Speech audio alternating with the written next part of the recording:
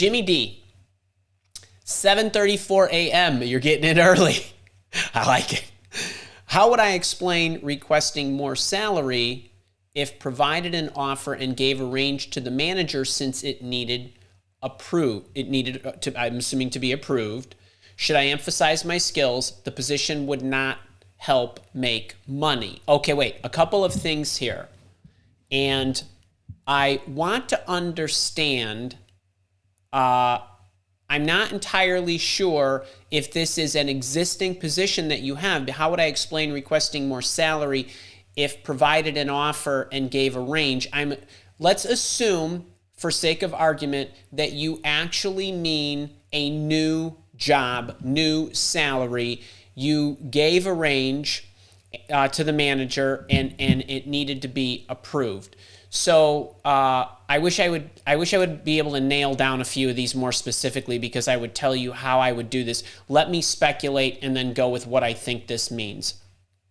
When you're in an interviewing process, whether you give the range, which I don't ever want you to do, but let's say you do, or they give you a range and you say you're okay with it, it's 80 to 100K or whatever it is, and you say, I'm okay with that. Or if you gave no range and you did the right thing by deferring, you get down to the end and they say, Jimmy D, can you give me an idea? Give me some kind of range so I know, because I'm going to have to go and get this approved. Now, the problem with doing this is you're giving them a range without fully understanding what the offer looks like. So regardless of your situation, if you give, it doesn't matter. If somebody said to you, whether they say I have to go get it approved or not, or give me an idea, or I can't put an offer together, or the paperwork together, I can't do anything until you give me some kind of insight, which some crappy companies do this. You give a number, whatever number you give, whether you give a number or a range. I don't like either, so it's not like one is better than the other.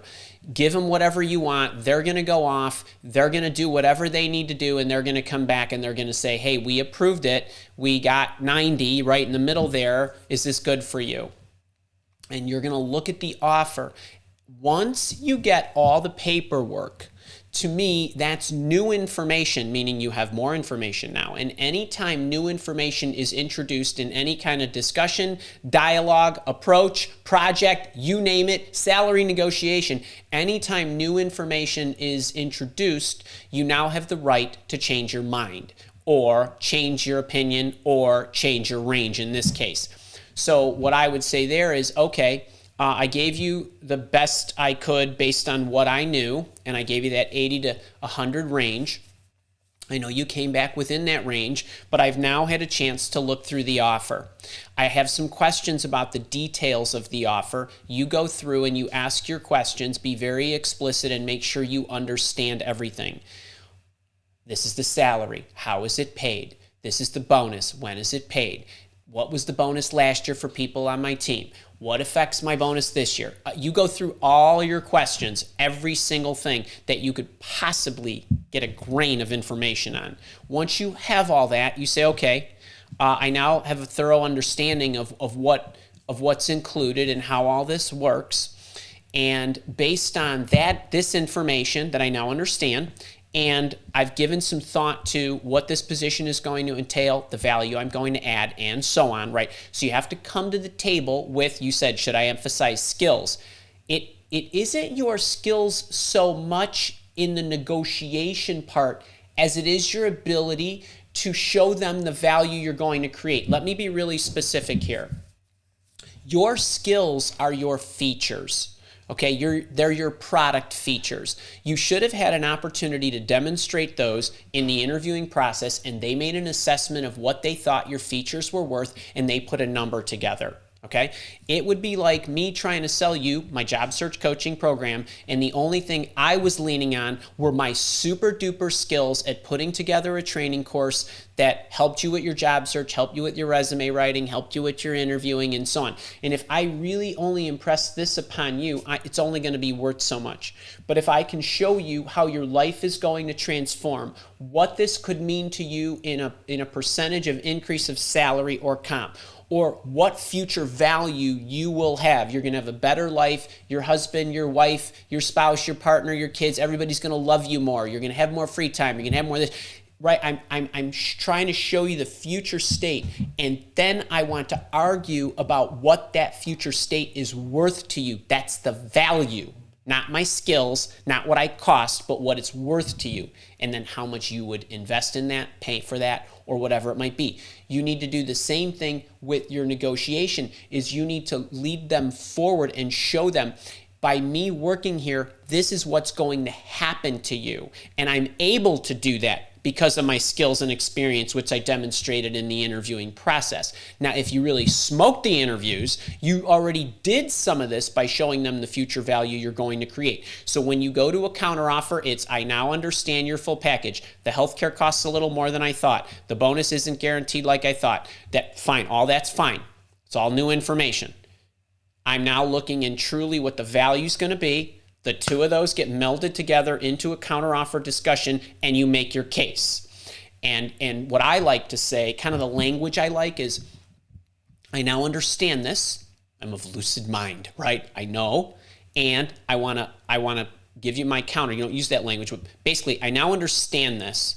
But based on my understanding and the value I'm going to create, and then you walk them through the value. If you're in my coaching program, I give you the template of how to do this and what information to include and what piece of paper to bring to the counteroffer. But you're going to make an argument based on your future value and what that's going to mean.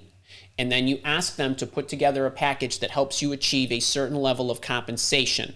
And what you also want to do in the spirit of this is turn control over to them to give them control so that they can ultimately determine the combination of how they get to that number. So what do I mean?